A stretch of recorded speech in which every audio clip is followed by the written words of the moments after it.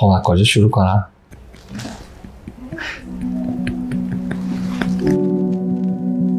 یه مطلبی میخوندم چند روز پیش، گفت دوستای صمیمی از لحاظ ذهنی با هم ارتباط فرکانسی برقرار میکنن.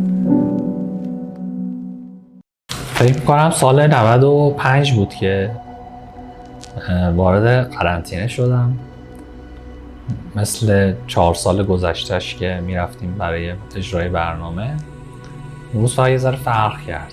این اکثر رو چند روز قبل از اینکه بیمارستان بستری بشم گرفتم. اینجا هم بعد از شیمی درمانی بود که موهام ریخته بود. یهو به من گفتن که بیا لباس تنت کنیم، لباس مخصوص گانای ضد عفونی شده بیمارستانی رو تنت کنیم و بیا برو تو قرنطینه. بعد اولین اتاقی که وارد شدم یه دختر با چشمان خیلی زیبای خوش صحبت رو دیدم. همونجا تو گوشیم اسمش سیف کردم فاطمه اتاق 1، چون اتاق 1 قرنطینه. اینجا 19 اسفند سال 95 روزای پر از درد قرنطینه است.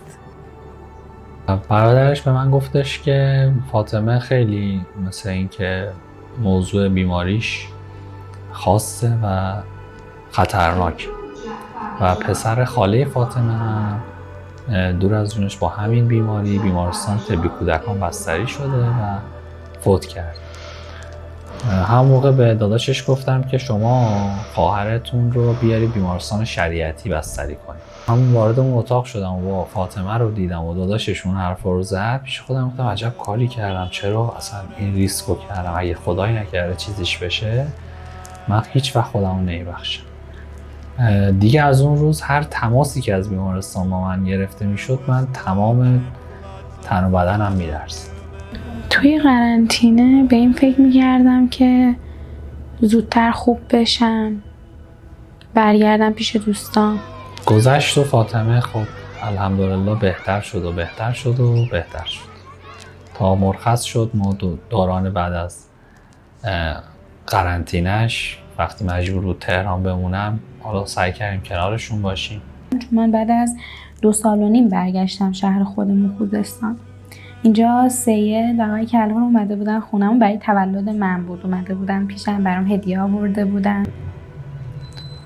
میرفتیم میومدیم خونهشون با هم، با بچه ها و اینها میرفتیم با فاطمه بازی میکردیم، نقاشی میکشیم. بود که من بعد از اینکه خوب شدم داشتم مراحل بعد از پیوندمو طی می‌کردم، با یکی از همین مددکارای ترنم ازش خواستم که منو ببره پشت شیشه‌های اتاق قرنطینه که بچه‌ها رو ببینم، باشون ارتباط بگیرم، که بگم آقا من خوب شدم.